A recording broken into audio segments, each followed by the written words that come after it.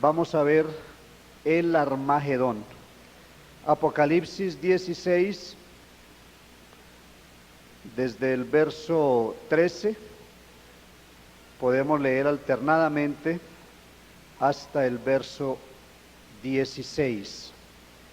Y vi salir de la boca del dragón y de la boca de la bestia y de la boca del falso profeta 3 espíritus inmundos a manera de ranas, pues son espíritus de demonios que hacen señales y van a los reyes de la tierra en todo el mundo para reunirlos a la batalla del gran día del Dios Todopoderoso. He aquí, yo vengo como ladrón. Bienaventurado el que vela y guarda sus ropas, para que no ande desnudo y vean su vergüenza. Y lo reunió en el lugar que en hebreo se llama Armagedón. Amén. Vamos a orar y vamos a invocar al Señor, que Él sea hablándonos, que Él sea enseñándonos, y vamos a encomendar a los jóvenes que viajan, a los hermanos que van de un lugar a otro. También habrá otros que vienen de visita, que donde quiera que esté un hijo de Dios, ahí esté también la protección del Dios Todopoderoso. Señor Jesucristo, alabamos tu nombre, Jesús. Gracias por permitirnos estar aquí en tu presencia. Queremos que hables a nuestro corazón. Dirígenos esa palabra poderosa. También te rogamos que tú bendigas a los hermanos que emprenden su viaje para ver a su familia, o a los que vienen a esta ciudad, a todos tus hijos en cualquier lugar del país. Guárdalos, porque tú lo has prometido, Señor, que estarás con nosotros todos los días hasta el fin del mundo. Te lo pedimos en el nombre de Jesucristo. Amén. Tengan la bondad de sentarse.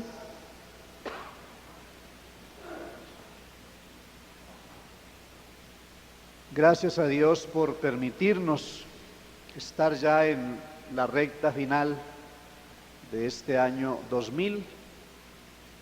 Y especialmente le damos gracias a Él porque hasta hoy nos ha guardado. Para muchos tal vez ha sido un año muy difícil, para otros de sorpresas, para alguno tal vez fue el año de la conversión, para otro el año de una gran decisión o de un desafío. Como quiera que sea, para todos ha sido de gran bendición. En materia de enseñanza, pues hemos logrado avanzar un poco, aunque todavía hay mucho camino por recorrer, pero particularmente en estos temas proféticos, creo que ya han quedado algunas inquietudes, algunas ideas principales, y que a medida que vamos escudriñando más la palabra, que vamos creciendo más en la vida espiritual o en el conocimiento de Dios, lograremos desde luego un mayor entendimiento de esta palabra. Habíamos hablado hace un par de semanas con relación a los 2 testigos, luego los 2 olivos, y vamos hoy a mirar un poco entonces acerca de lo que será el Armagedón, que prácticamente será la culminación de la semana número 70 de la profecía de Daniel, y que concuerda con la terminación de la Tercera Guerra Mundial, la más terrible que se habrá visto a lo largo de todos los tiempos, peor que la primera, que fue en 1914, peor que la segunda, que comenzó en 1939, y esta pues que prácticamente ya ha comenzado aunque no de una manera abierta, pero sí muy discretamente ha comenzado a perfilarse a través de los conflictos en el Medio Oriente, los problemas con la nación judía o la nación de Israel, pero que cada vez irá tornándose más conflictivo, más difícil, para desembocar finalmente en el gran Armagedón. Vamos a ubicarnos un poco con relación a esto. Se habla aquí de tres espíritus inmundos, y que son los que van a convocar o van a promover, por llamar de algún modo, esa gran campaña bélica. Porque todas las guerras, y qué bueno que esto lo tengamos en cuenta, las guerras que vayan en contra del pueblo de Dios son promovidas por Satanás. Todo el que se levanta contra el pueblo de Dios lo hace influenciado por Satanás, porque él es el enemigo acérrimo, el enemigo número uno del Señor. Pero, aunque el enemigo se levante como un río, el Espíritu del Señor levantará bandera contra él. Bueno, se ha discutido mucho acerca de si hay o no hay Trinidad. Bueno, la Biblia aquí sí nos confirma que hay Trinidad. Desafortunadamente no como algunos la han ideado o la han proclamado, atribuida a Dios. Sí hay Trinidad, pero satánica. Eso es lo que dice aquí la palabra de Dios. Entonces está el dragón, está la bestia y está el falso profeta. Trinidad satánica.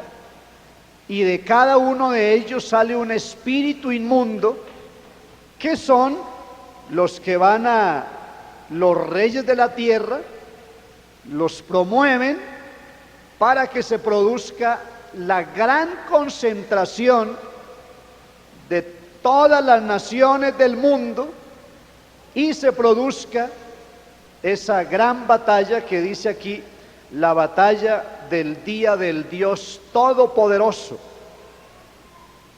en el lugar de Armagedón.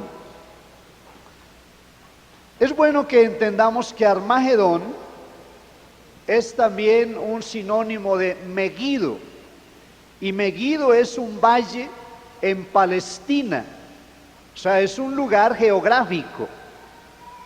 Está a unos 16 kilómetros aproximadamente de Nazaret.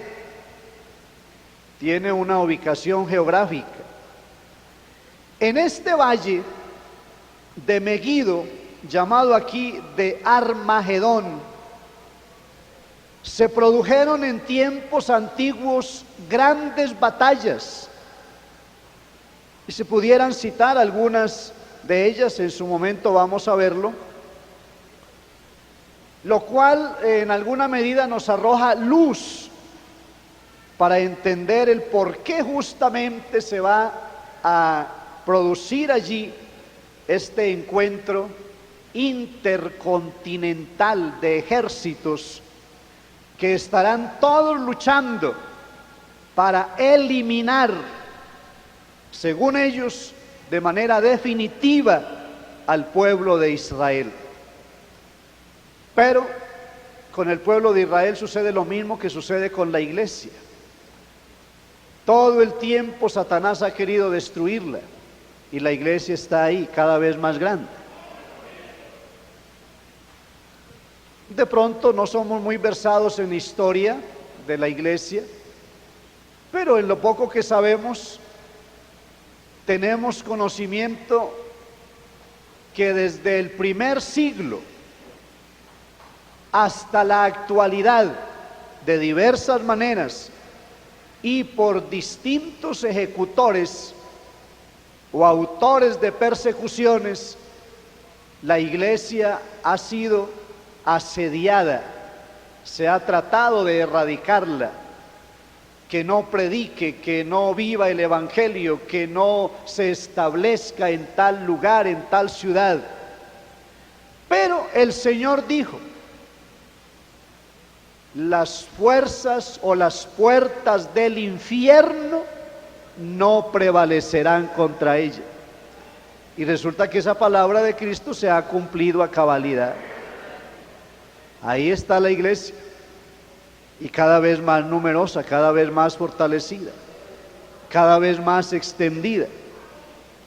Bueno, con el pueblo de Israel ha sucedido y sucederá exactamente igual, porque el pueblo de Israel es el pueblo que Dios eligió, es el especial tesoro, es la nación a quien el Señor le dio profetas, le dio la ley, le dio pactos, le dio glorias, le dio grandezas. Y ese pueblo, aunque Satanás ha querido igualmente eliminarlo, hasta hoy todavía está poderoso, se pudiera decir, es famoso en todo el mundo. No hay ninguna nación de la cual se hable tanto, para bien o para mal, como se habla del pueblo de Israel. Yo creo que el conocer acerca de esto nos debe dar seguridad, porque si Dios guarda a Israel, a pesar de que ellos han permanecido en incredulidad, ¿cómo no ha de guardar a la iglesia si permanecemos en la fe de Jesucristo? Sí le podemos dar la gloria al Señor. Vamos a comparar esta reunión de Armagedón con lo que dice el capítulo 19 del mismo Apocalipsis, precisamente para hacer notar que uno y otro evento son los mismos. 19 desde el verso 17: y vi a un ángel que estaba en pie en el sol y clamó a gran voz diciendo a todas las aves que vuelan en medio del cielo: venid y congregaos a la gran cena de Dios, para que comáis carnes de reyes y de capitanes, y carnes de fuertes, y carnes de caballos y de sus jinetes, y carnes de todos, libres y esclavos, pequeños y grandes. Y vi a la bestia, a los reyes de la tierra y a sus ejércitos reunidos para guerrear contra el que montaba el caballo y contra su ejército. Yo no sé si saben bien cuál es el que montaba el caballo. Si no están seguros, leamos el verso 11 del mismo capítulo 19. Entonces vi el cielo abierto y he aquí un caballo blanco. Lean fuerte, por favor. Y el que lo montaba se llama Fiel y Verdadero, y con justicia juzga y pelea. Ya saben entonces cuál es el que montaba el caballo, ¿verdad? Ese se llama Jesucristo. Si no lo distingue bien, lea el verso siguiente, el 12. Sus ojos eran como llama de fuego, y había en su cabeza muchas diademas, y tenía un nombre escrito que ninguno conocía sino él mismo. Estaba vestido de una ropa teñida en sangre, y su nombre es el Verbo de Dios. Verso 16, leamos fuerte el 16. Y en su vestidura y en su muslo tiene escrito este nombre. A ver, más fuerte, tiene escrito este nombre: y Señor de señores. Gloria a Dios. La batalla de Armagedón será contra Cristo y contra su ejército, pero automáticamente la idea es eliminar a Israel.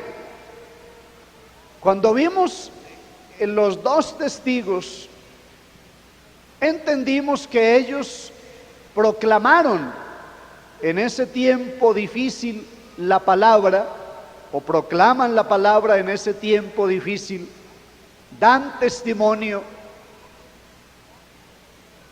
pareciera que causan un tormento o atormentan a todos los habitantes del mundo. Los dos testigos murieron, estuvieron 3 días y medio en la plaza pública de Jerusalén, vistos de todas las naciones, pero lo que vimos es que a los 3 días y medio se levantaron. Pero como si eso fuera poco, en la batalla del Armagedón va a hacer su intervención directamente el Rey de Reyes y el Señor de Señores.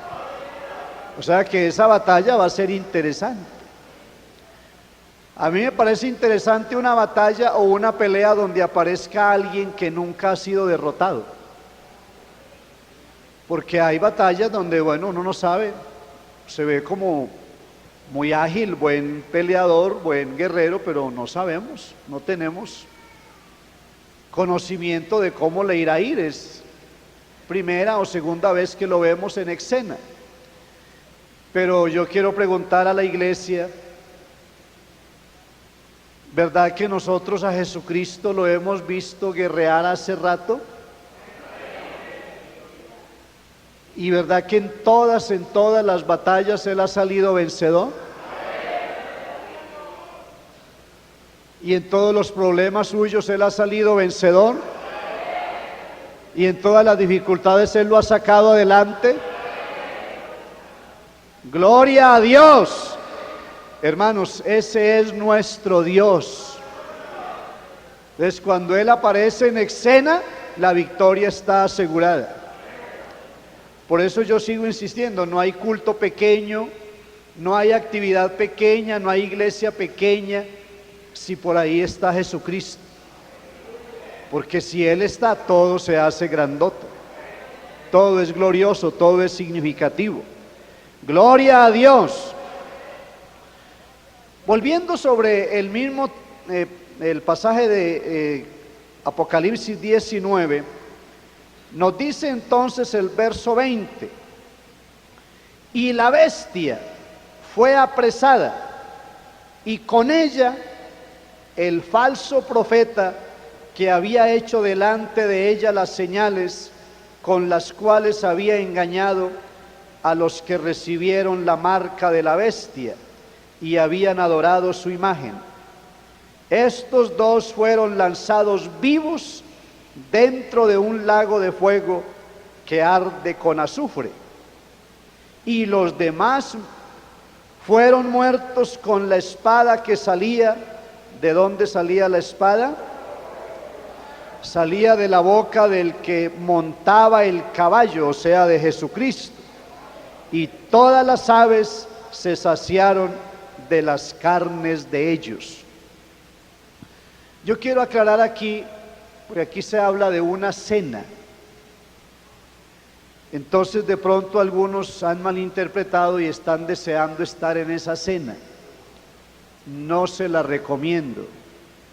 No hay que estar en cualquier cena. La iglesia no debe o no puede o no debe siquiera pensar en esta cena, porque esta es una cena de juicio.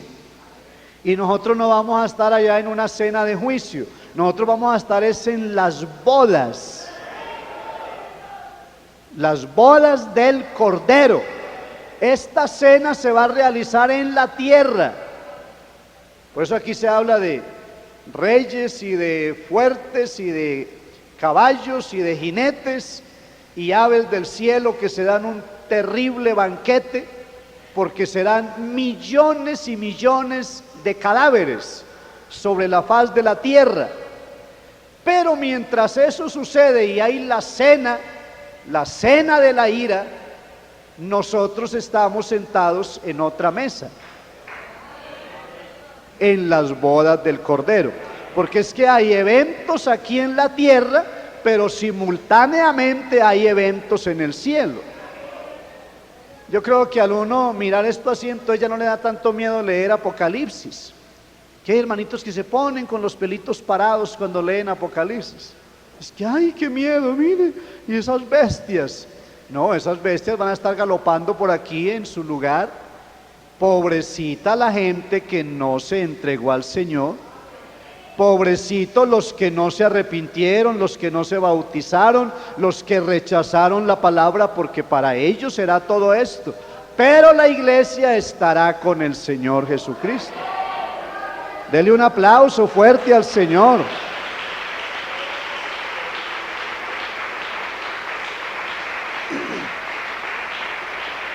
Aleluya.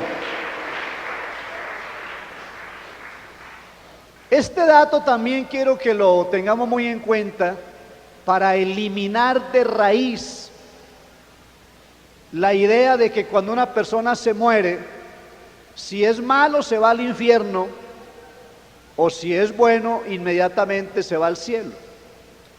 No, todo tiene su tiempo. El infierno hasta ahora está solo, está sin inaugurar. Lo van a inaugurar estos dos que habla aquí, la bestia y el falso profeta. Ellos son los primeros dos que van para allá.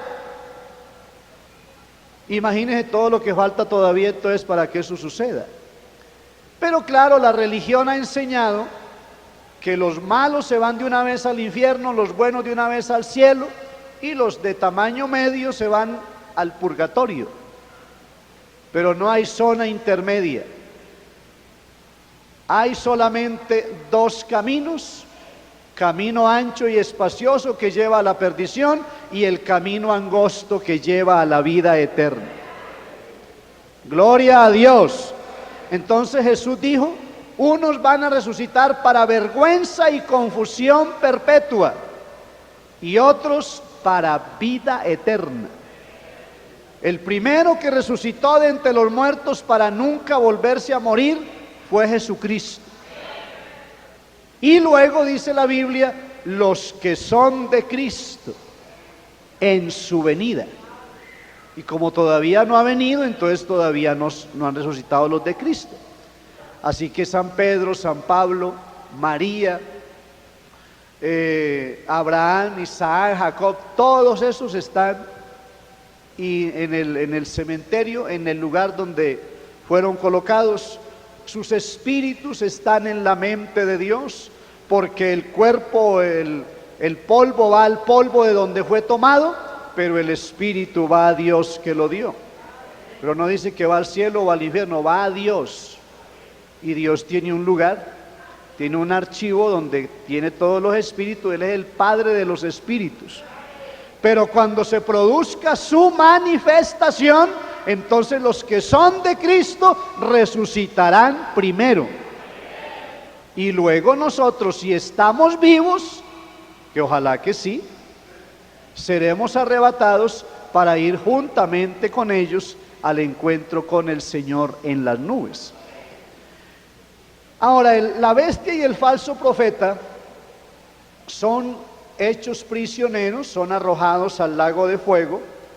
Pero el capítulo 20 de Apocalipsis, los primeros versos, nos hablan de otro personaje que también va a ser puesto preso en ese tiempo. Y vi a un ángel que descendía del cielo con la llave del abismo y una gran cadena en la mano, y prendió al dragón, la serpiente antigua. ¿Quién es la serpiente antigua?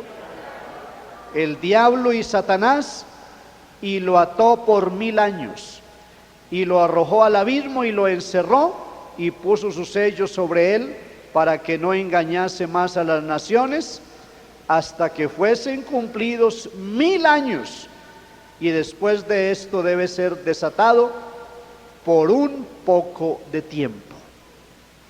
Bueno, ahí quedó la Trinidad en la cárcel. Acababan de poner a dos presos, a la bestia y el falso profeta, ¿o no?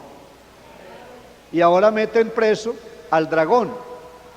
Entonces los tres que habían promovido la guerra del Armagedón, la batalla del Armagedón, los tres espíritus inmundos, ahora están en la cárcel. Entonces, la Trinidad de la Biblia, que la Biblia sí habla de estos tres personajes y que son distintos cada uno, es una Trinidad satánica. Terminarán su trabajo con el Armagedón, luego presos. El único que va a ser suelto un poco de tiempo será Satanás, para probar a toda la gente que vivió durante el milenio, pero después otra vez volverá a su lugar, será arrojado al lago que arde con azufre, y allí con él todos, absolutamente todos, los que no se arrepintieron, sino que siguieron sus disoluciones o su influencia maligna.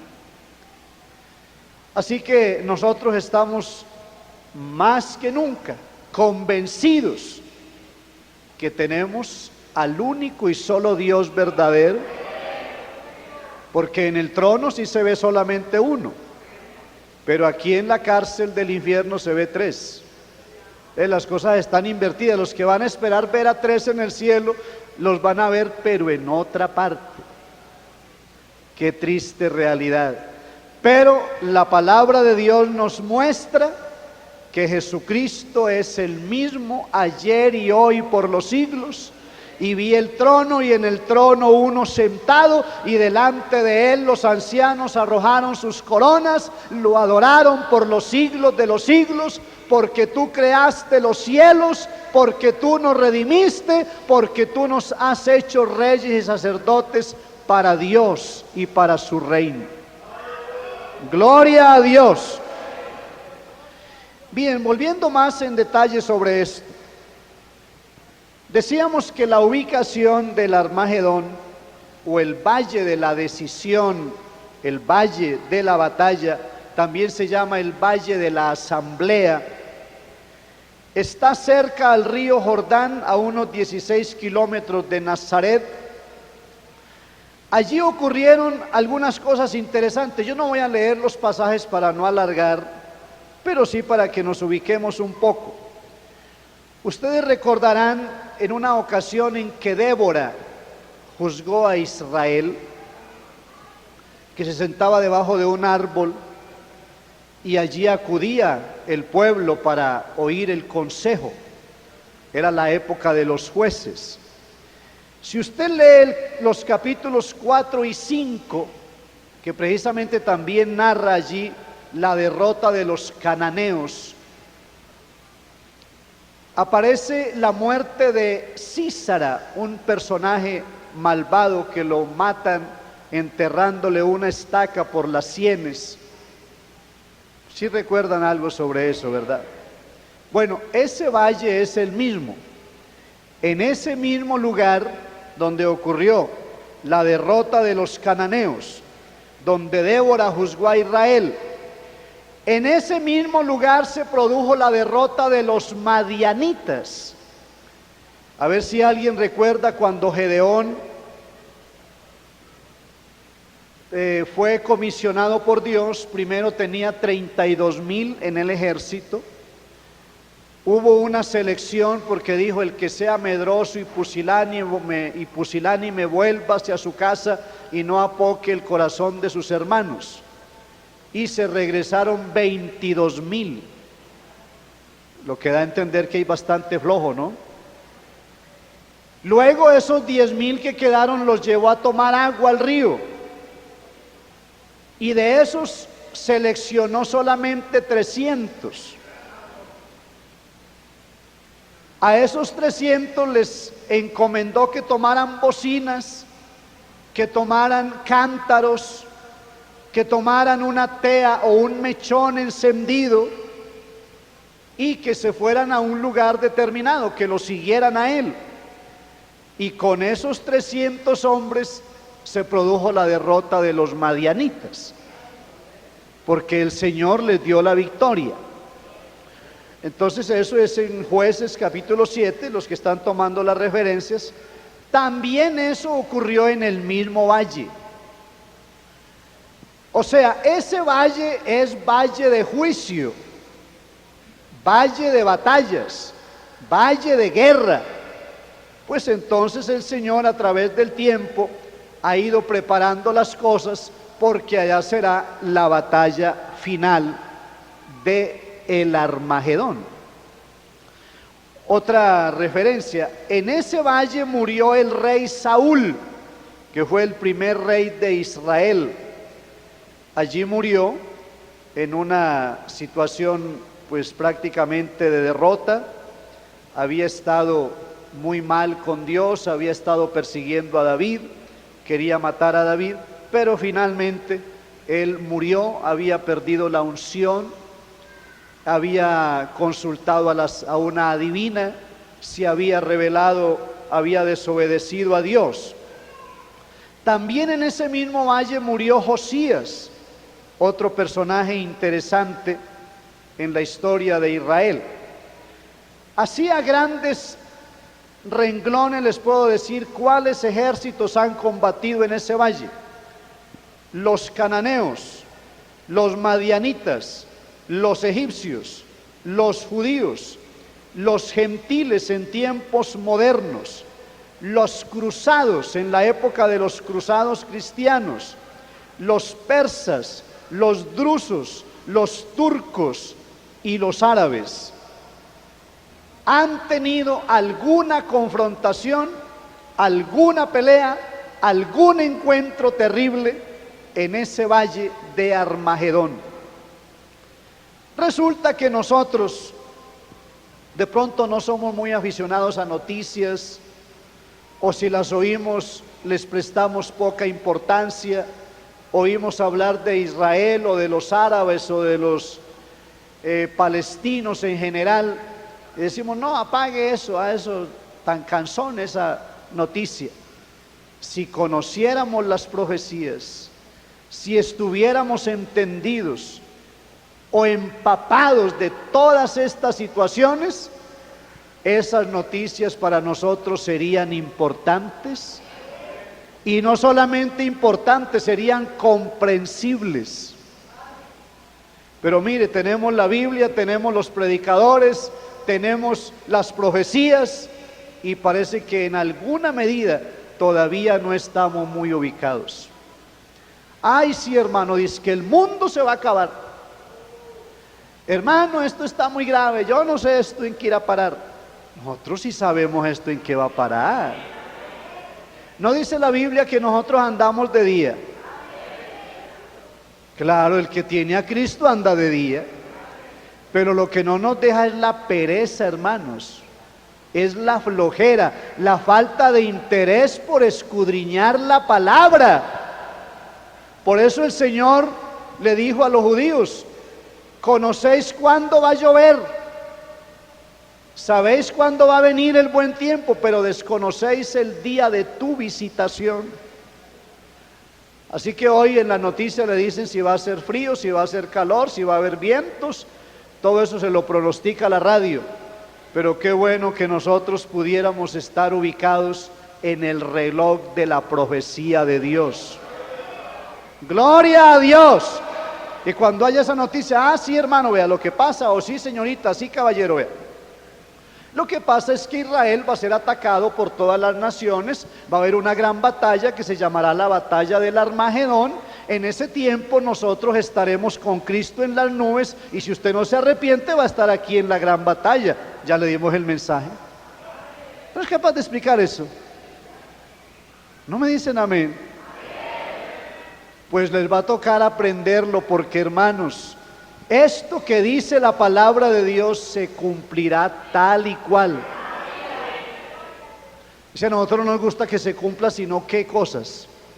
En paz me acostaré y asimismo dormiré, porque solo tú me haces vivir confiado. Amén. Que se cumpla eso. Y lo otro, hermano, toda la palabra de Dios se cumplirá, incluido esto también. Que claro, no es un tema, vamos a decir, tan llamativo, porque hablar de millones de muertos, hablar de una batalla donde participarán todas las potencias del mundo, todas las naciones, como se las voy a enumerar ahora más adelante, donde la sangre correrá como ríos, Claro, no es un tema llamativo, pero si estamos escudriñando la Biblia, si de verdad queremos explorar y sumergirnos en el conocimiento, tenemos que afrontar cualquier tema que se sobrevenga. Gloria a Dios. Vamos a adentrarnos un poco más en esto entonces y vayamos a Ezequiel, el capítulo 38.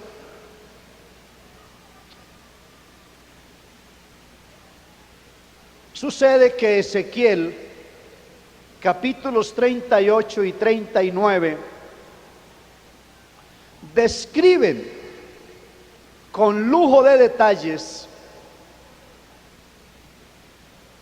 lo que será esta gran confrontación mundial. Si no le da mucho sueño, ojalá que esta semana los lea esos 2 capítulos muy despacito, los analice. Yo voy a darles un bosquejo muy general porque no habría tiempo de explicar punto a punto. Aquí está todo lo relacionado con el imperio soviético, con el mercado común europeo, todas esas cosas, pero a ver hasta dónde podemos dilucidar un poco sobre esto. 38:9 dice acá: subirás tú y vendrás como tempestad, como nublado para cubrir la tierra, serás tú y todas tus tropas y muchos pueblos contigo. Verso 16: y subirás contra mi pueblo Israel como nublado para cubrir la tierra, será al cabo de los días, y te traeré sobre mi tierra para que las naciones me conozcan cuando sea santificado en ti, oh God, delante de sus ojos. Estos 2 versos hacen notar que los ejércitos cubrirán la tierra, que será como una nube, como una sombra, que cubrirá toda la extensión del lugar ya mencionado. Para algunos especialistas, el ejército cubrirá un promedio mínimo de 300 kilómetros a la redonda. Yo no sé si usted puede imaginarse, si medimos 300 kilómetros aquí hacia el oriente, otros 300 al occidente, 300 al sur, 300 al norte, y llenamos eso de ejército, ¿cuántos soldados caben? Ese será el promedio más o menos de asistentes. Y algunos explican que estarán solamente los jefes de los ejércitos en ese sector.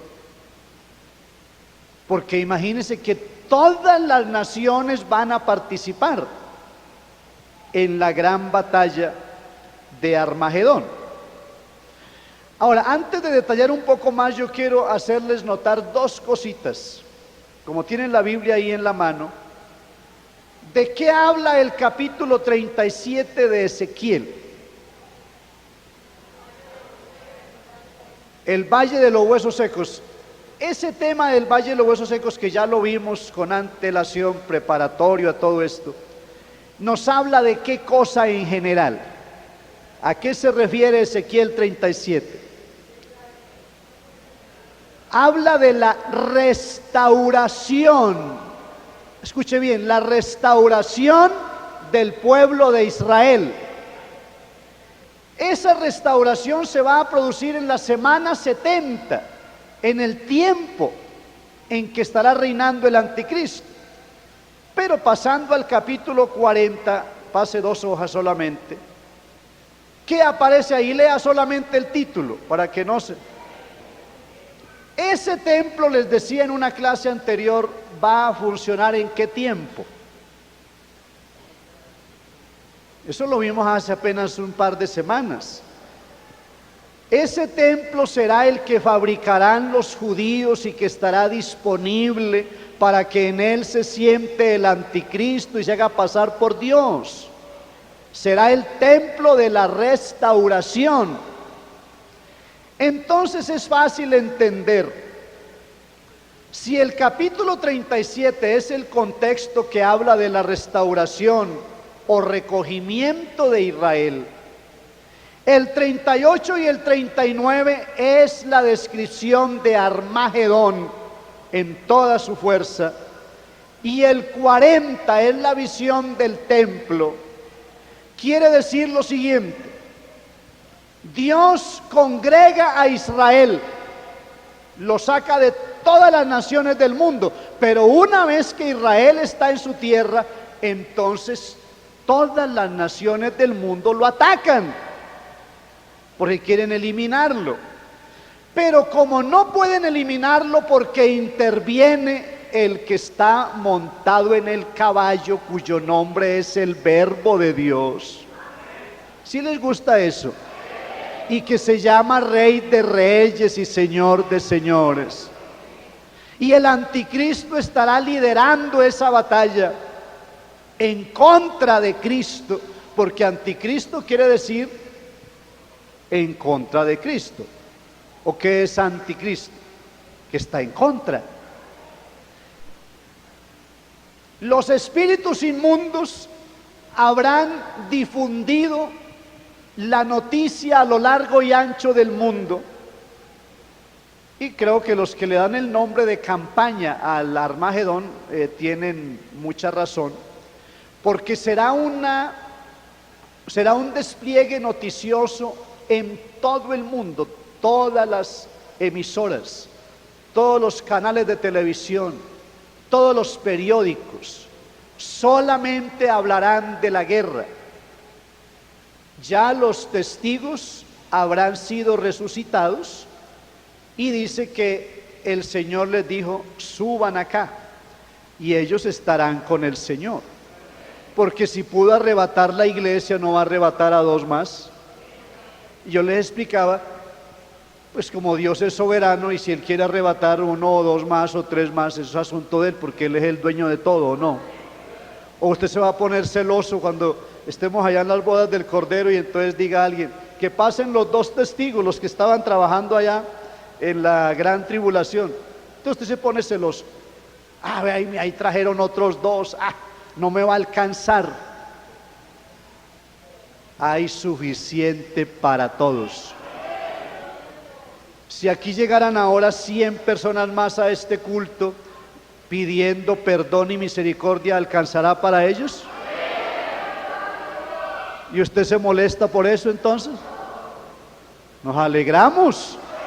Claro que a veces no parece, porque vienen las visitas y nos las mandamos a sentar, ni le damos el puesto a las visitas a veces. A mí que no me desacomoden, yo aquí llegué primero. Hermano, desacomódese para que luego se ponga cómodo de felicidad y bendición. Amén. Bien,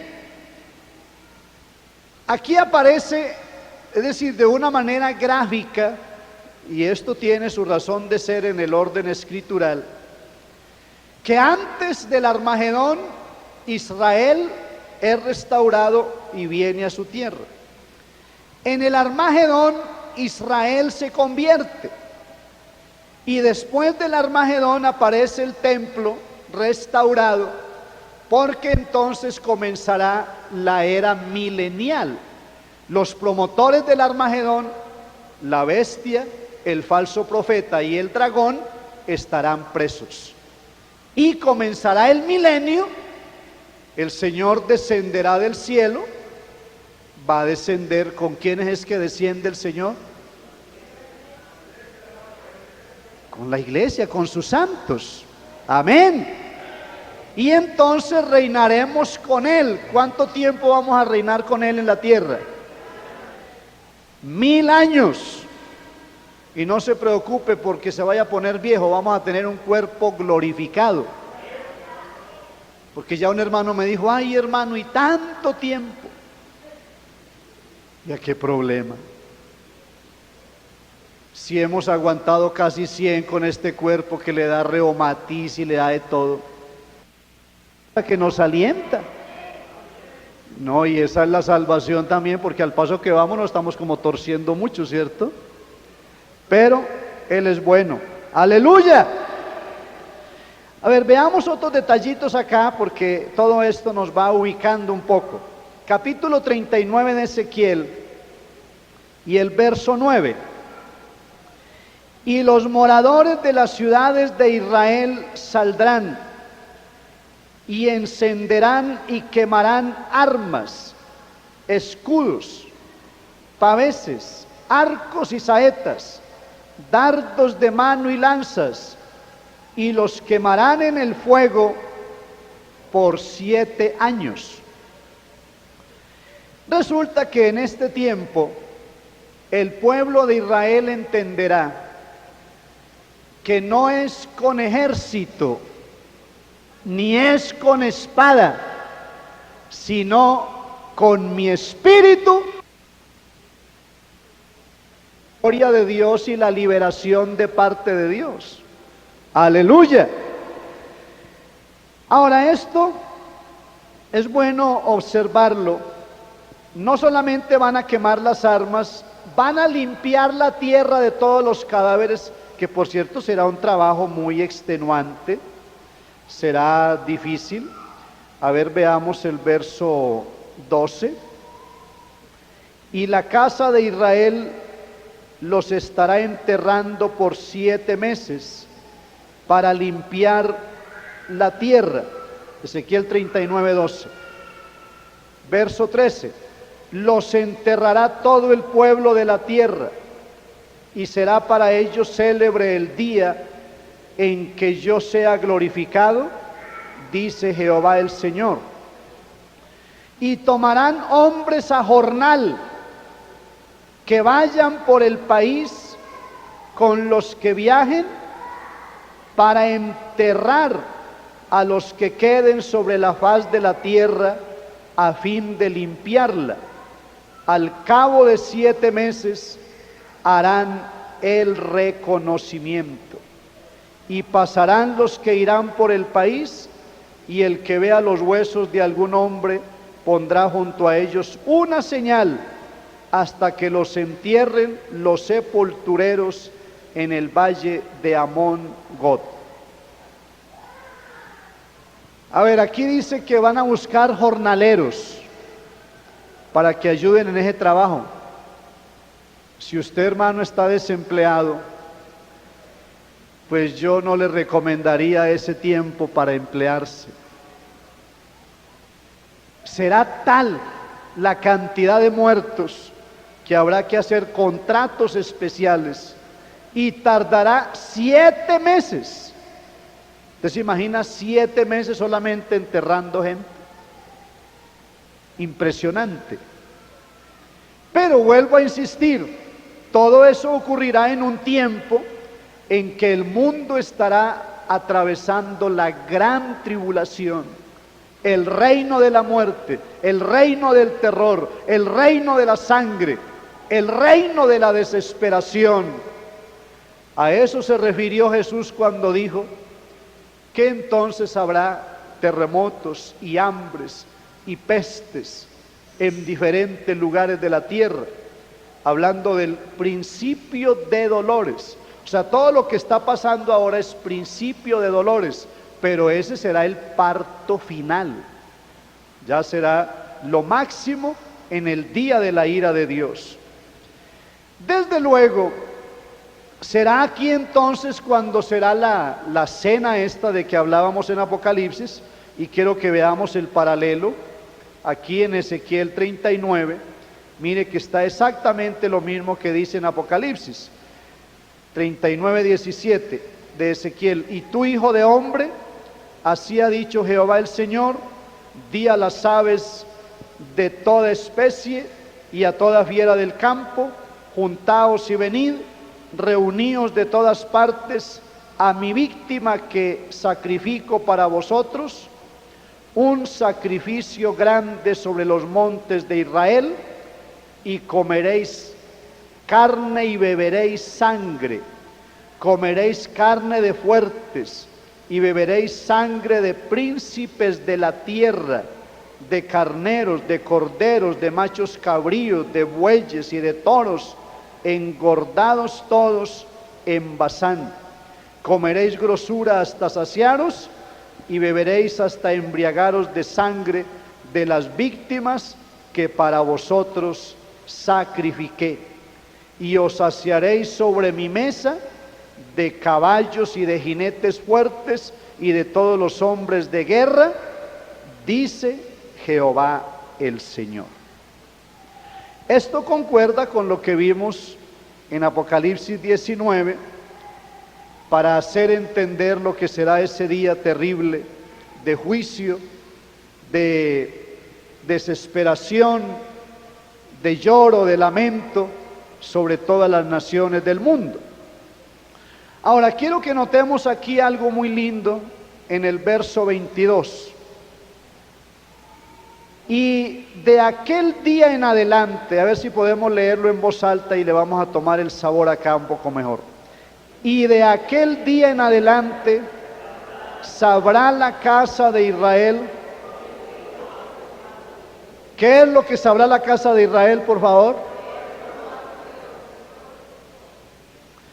Mire, esa será la manera como Israel llegará a conocer a su Señor. Y mire vamos a decir la estrategia, porque algunos se están preguntando, pero ¿cómo van a ser evangelizados los judíos? Ya hablamos de los 2 testigos. También pudiéramos hablar de los 144,000 sellados, que toda esa gente permanecerá fiel. Pero, ¿qué estrategia? ¿Cuál es el punto clave para que Israel se convierta? Bueno, aquí está explicado. Me gustó mucho, orando y preparando este material, lo que dice acá en el verso 29 del mismo capítulo 39 de Ezequiel. Ni esconderéis más de ellos, ni esconderé más de ellos mi rostro. ¿Por qué causa? A ver, léalo. Porque habré derramado de mi espíritu sobre la casa de Israel, dice Jehová el Señor. Resulta que en ese tiempo va a haber un gran derramamiento del Espíritu Santo. Hermanos, eso es muy glorioso. Donde abundó el pecado, ¿qué?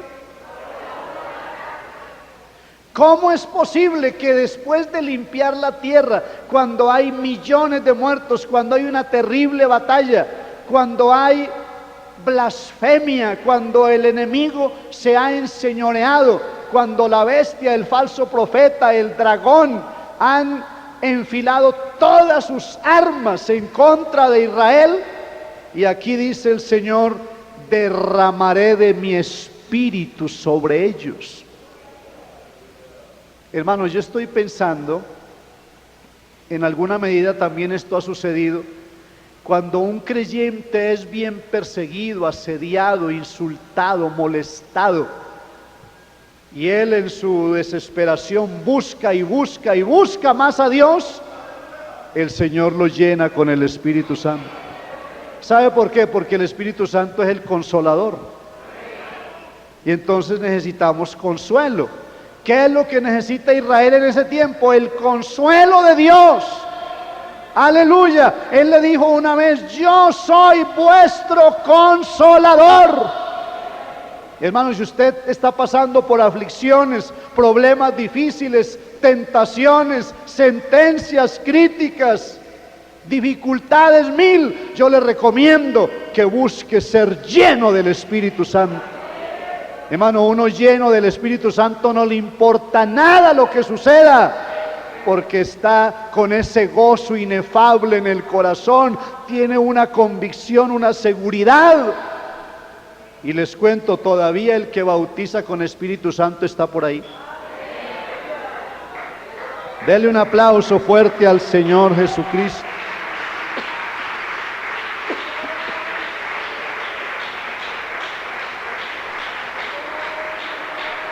Aleluya.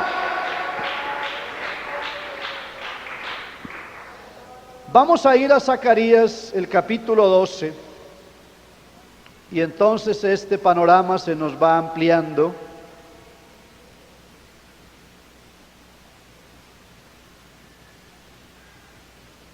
Aquí creo que mejor que en muchos otros pasajes podemos vislumbrar lo que va a suceder exactamente. Zacarías 12, desde el verso 1, profecía de la palabra de Jehová acerca de Israel. Jehová, que extiende los cielos y funda la tierra y forma el espíritu del hombre dentro de él, ha dicho: he aquí yo pongo a Jerusalén por copa que hará temblar a todos los pueblos de alrededor contra Judá, en el sitio contra Jerusalén. Y en aquel día yo pondré a Jerusalén por piedra pesada. Oiga, esa comparación que pone Dios es maravillosa. Piedra pesada para todos los pueblos. Todos los que se la cargaren serán despedazados. Bien que todas las naciones de la tierra se juntarán contra ella. En aquel día, dice Jehová, heriré con pánico a todo caballo y con locura al jinete, mas sobre la casa de Judá, ¿qué? Abriré mis ojos, y a todo caballo de los pueblos heriré con ceguera. Note que para los enemigos hay juicio y hay castigo, pero para el pueblo de Israel hay bendición. Pero quiero enfatizar cuando dice que Jerusalén se convertirá en una piedra pesada. ¿Qué es lo que quieren hacer las naciones? Cargarse a Jerusalén, destruirlo, menospreciarlo. Entonces tratan de levantarlo, tratan de eliminarlo, pero es que es demasiado pesada esa piedra. Y bregando a alzar esa piedra los va despedazando a ellos. ¿Por qué? Porque esa piedra está sustentada por el Señor de los ejércitos. Cuénteme una cosita aquí en confianza, ya terminando el año. ¿El diablo ha intentado cargárselo a usted o no? No, dígame sinceramente si sí o no. Ha intentado cargárselo y echarlo a rodar. Y no una, sino varias veces. ¿Pero ha podido?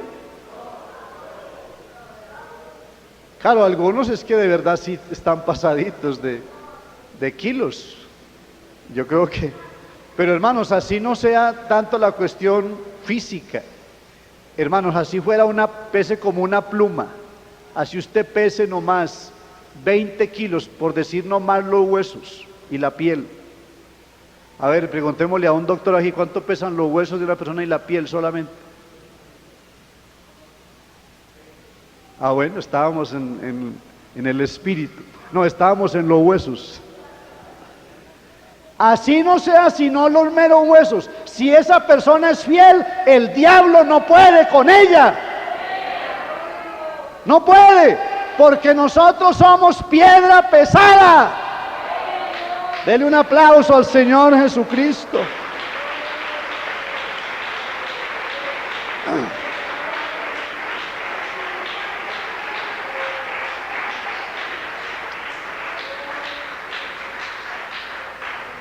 ¿Ustedes recuerdan una vez que querían cargarse a Jesús para echarlo a rodar? La Biblia dice que lo iban a echar por un despeñadero. Lo tenían listo, vámonos, lo cargamos, lo echamos a rodar y se acabó. Pero Jesús escapó en medio de ellos. No pudieron cargárselo. Nosotros somos hijos de Jesucristo. Y el diablo ha querido cargarnos varias veces y echarnos a rodar. Bueno, en este negocio sí se va. En esta tentación queda listo, en esta enfermedad lo liquido. Y Él ha querido cargarnos, pero ahora estamos más pesados que nunca. ¿Sabe por qué? Yo le quiero aclarar esa partecita. Es que el que quiera cargarnos a nosotros, tiene que cargarlo a Él. Y Él es pesadito, ¿sabe? Él es la roca eterna de los siglos. Ahora, ¿cuántos están convencidos de que Jesús vive en nosotros? Bueno, si el diablo me va a cargar a mí, tiene que cargar con Jesucristo porque Él está dentro de mí. Ya no vivo yo, sino que Cristo vive en mí. Gloria a Dios. Pues aquí entonces la comparación es perfecta. El Señor dice que todas las naciones van a querer cargar a Jerusalén, van a querer echar a rodar a Jerusalén, van a querer eliminar al pueblo de Dios, pero dice que todos los que se la carguen serán despedazados, porque es que hay uno que pelea por ellos. Hermano, ¿no le parece glorioso tener a un Dios tan extraordinario, tan maravilloso? ¡Aleluya! Bueno, sigue diciendo, porque yo quiero que tengamos una conclusión primaria antes de cerrar esta clase, por lo menos por breve tiempo, porque la vamos a continuar a las 5 de la tarde. Entonces dice acá el verso 5, y los capitanes de Judá dirán en su corazón, ¿tienen fuerza los habitantes de Jerusalén? ¿En qué la tienen? En Jehová de los ejércitos, su Dios. ¿Usted tiene fuerzas en sí mismo? ¿O en el pastor? ¿En una religión? Hermanos, sus fuerzas son en el Señor. Por eso es que no nos pueden vencer. Por eso somos más que vencedores. Aleluya. En aquel día pondré a los capitanes de Judá como brasero de fuego entre leña y como antorcha ardiendo entre gavillas, y consumirán a diestra y a siniestra. ¿A quiénes van a consumir? A todos los pueblos alrededor. Y Jerusalén, ¿qué pasará? Será otra vez habitada en su lugar, en Jerusalén. Y librará Jehová las tiendas de Judá primero, para que la gloria de la casa de David y del habitante de Jerusalén no se engrandezca sobre Judá. En aquel día Jehová defenderá al morador de Jerusalén, el que entre ellos fuere débil, en aquel tiempo será como David, y la casa de David como Dios, como el ángel de Jehová delante de ellos. Y en aquel día yo procuraré destruir a todas las naciones que vinieren contra Jerusalén. Ahora sí leamos en voz alta el verso 10, a ver qué dice. Y derramaré sobre la casa de David y sobre los moradores de Jerusalén espíritu de gracia y de oración. Y mirarán a mí, a quien traspasaron, y llorarán como se llora por hijo unigénito, afligiéndose como quien se aflige por el primogénito. Lo mismo que leíamos en Ezequiel 39, el Señor derramará el Espíritu Santo sobre Jerusalén. Eso nos hace entender que el Espíritu Santo da conocimiento, el Espíritu Santo da revelación, el Espíritu Santo da conversión. Por eso vimos la obra del Espíritu Santo de una manera muy amplia, para entender que el Espíritu Santo nos convence, el Espíritu Santo nos regenera, el Espíritu Santo nos bautiza, el Espíritu Santo nos revela, el Espíritu Santo nos da fruto, nos da dones, nos da ministerio, nos perfecciona, nos santifica. Y estamos esperando que nos arrebate de esta tierra y seamos glorificados. Pues lo que ha hecho el Espíritu Santo en nosotros, lo hará en el pueblo de Israel. ¡Gloria a Dios! Hermanos, me gozo de, entre muchas cosas, en este final de año, me gozo de algo muy importante. Mientras que tanta gente está ahora con el niño en pañales, aquí hay un pueblo que ya está entendiendo el reinado milenial. Hemos avanzado. Por eso usted no se quede por ahí de pronto psicodélico, dice, ay, qué pesebrito tan lindo, ay, ese niño Jesús. Eso puede tener algún atractivo físico, pero hermano, lo que nosotros tenemos trasciende los mismos cielos. Gloria a Dios, aleluya. Nosotros tenemos el conocimiento de la verdad. Para nosotros ya no está en el pesebre, no está montado en un burro, no está montado en una barca, no está en la cruz, no está en la tumba. Para nosotros está sobre el círculo del universo.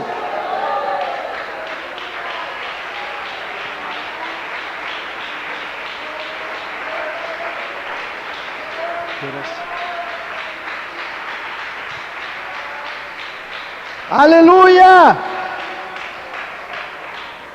¡Gloria a Dios! Hermanos, si pudiéramos nosotros ahora recordar, yo creo que no es difícil, el momento de nuestra conversión y lo que pasó esa noche o esa mañana cuando nos arrodillamos y pedimos misericordia y entendimos que el mundo no valía nada y que realmente el único que podía salvarnos era Jesucristo. Usted sí se recuerda de eso. Entonces usted podrá entender perfectamente esto que estamos leyendo aquí. Esa misma experiencia es la que tendrá el pueblo de Israel. Entonces dice que llorarán como se llora por el hijo unigénito. Se imagina tener un solo hijo y que se muera. Entonces es algo terrible. Aquí el Señor presenta como quien llora por hijo unigénito, como quien se aflige por el primogénito, o sea, por el hijo mayor, dando a entender que será un dolor muy grande, muy terrible, porque resulta que ellos a lo largo de 2000 años, contando sus antepasados, contando los rabí, los maestros, los grandes hombres que han habido en Israel, a lo largo de 2000 años han rechazado al Mesías y no han querido aceptar su palabra. Inclusive lo llaman el paisano judío, el paisano, es decir, el coterráneo, uno que hubo por ahí que predicaba, pero en ese momento ellos entenderán que ese paisano es el Dios de Israel. Y junte esa palabra de ahí, júntela con el verso 6 del capítulo 13. Y le preguntarán, a ver, leamos todos en voz alta. Y le preguntarán, ¿qué heridas son estas en tus manos? Y él responderá, con ella fui herido en casa de mis amigos. Ellos han leído los evangelios, aunque rechazan al Mesías, pero ellos saben que el Mesías, el profeta aquel, el paisano aquel, como lo quieran llamar, fue crucificado. Y que sus manos fueron horadadas, que sus pies fueron horadados. Pero ellos lo consideran como una simple referencia histórica, pero no le dan la importancia, el valor que tiene. Pero ese día, cuando el Espíritu Santo se derrame sobre ellos, ahora algunos me han preguntado, ¿y hablarán en nuevas lenguas? Hermano, eso dejémoselo a Dios. Aquí no dice si hablarán o no. Esto de hablar en nuevas lenguas es una señal para el pueblo gentil, de todas maneras, y así ha venido funcionando hasta hoy, es maravilloso. Pero allá cómo funcione no sabemos, el Espíritu Santo es el mismo. Las manifestaciones sí son diversas. Dios tiene diversas maneras de manifestarse, aunque sea el mismo Espíritu. Pero en lo que concierne al conocimiento, Ellos mirarán, porque Jesús dice aquí, mirarán a mí, a quien traspasaron, pero luego al seguirlo observando le van a preguntar, ¿y qué heridas son esas que tienes en tus manos? Automáticamente ellos van a asociar una cosa con la otra, porque Él le dice, con ellas fui herido en casa de mis amigos. Ahora, si Él es judío y si Él es un paisano, como lo llaman, pues entonces, ¿cuáles son los amigos? Los mismos judíos. Y resulta que ellos fueron los que lo crucificaron, ellos fueron los que lo pusieron allí como un estandarte en una picota pública, aunque desde luego que todo eso obedecía a un plan de Dios, porque estaba determinado ya que en lugar de que el pueblo muriera, fuera uno el que muriera por el pueblo. Y Él había dicho, tengo poder de poner mi vida y tengo poder de volverla a tomar. Pero al mirar las heridas de Jesús, ustedes recuerdan que Tomás era muy incrédulo, y él dijo, si no meto mi dedo en su mano y mi puño en el costado, oiga, conchudo, ¿verdad? El dedo aquí y el puño aquí en donde le enterraron la lanza. Pero él no alcanzó a hacer eso. Él intentó hacerlo, que Jesús le dijo, no seas incrédulo sino creyente. Y cuando oyó eso, entonces él dijo, Señor mío y Dios mío. Automáticamente le vino la revelación, este es Dios, Señor mío y Dios mío, porque un judío no le dice Señor a cualquiera, le dice Señor solamente al Creador del universo. Pues aquí el pueblo de Israel mirará al que traspasó, mirará las heridas en sus manos, y al igual que Tomás tendrá que decir, Señor mío y Dios mío. Y si no, leamos lo que dice el verso 9 del capítulo 14, y con eso cerramos esta parte. Cómo ellos lo van a reconocer y cómo se va a manifestar. Y Jehová será rey sobre toda la tierra. En aquel día Jehová será uno y uno su nombre.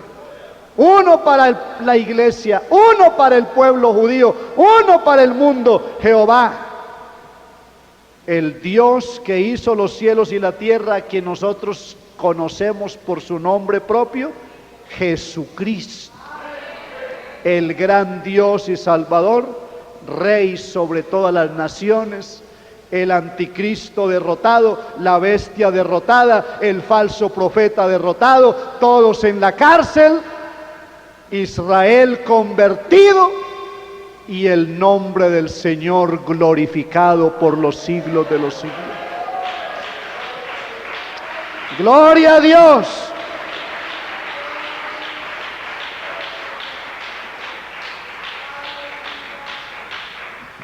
Hermanos, en esta mañana yo pienso que nosotros deberíamos ser más consecuentes con la realidad que estamos viviendo.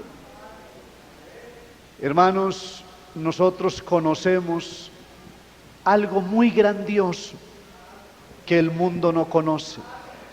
Y así no lo entendamos a plenitud, porque de pronto muchos, para explicar todo esto, se dan una enredada tremenda y dicen, ay hermano, yo eso, por ahí apenitas. No importa, pero usted sí sabe que Jesucristo lo salvó, ¿verdad? ¿Cuántos saben que Jesucristo lo salvó a usted? Y que fuera de Él no hay salvación. Así lo del Armagedón lo deje para luego, así lo de los caballos, y así lo de Judá, y lo de Jerusalén, y lo de Palestina. Pero hermanos, este conocimiento que Dios nos ha dado, debemos arraigarlo, implantarlo profundamente en nuestro corazón. Y al estar en la recta final de este año, debemos más que nunca estar con un voto o promesa de fidelidad a Dios.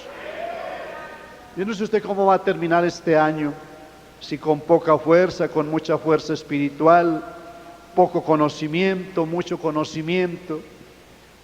Yo le quiero decir algo muy precioso que lo hemos mencionado varias veces y que nos es muy familiar. Aunque nosotros fuéramos infieles, ¿qué pasa? A ver, evaluemos esa partecita ahí. ¿Habremos sido infieles en algo en este año? Sinceramente, ¿verdad? Pero ¿él qué? Él no ha fallado un trazo, una línea, un ápice. Él permanece inmutable. Por lo tanto, vamos a adorarlo y a darle gracias. Vamos a tener un momento de adoración al Señor.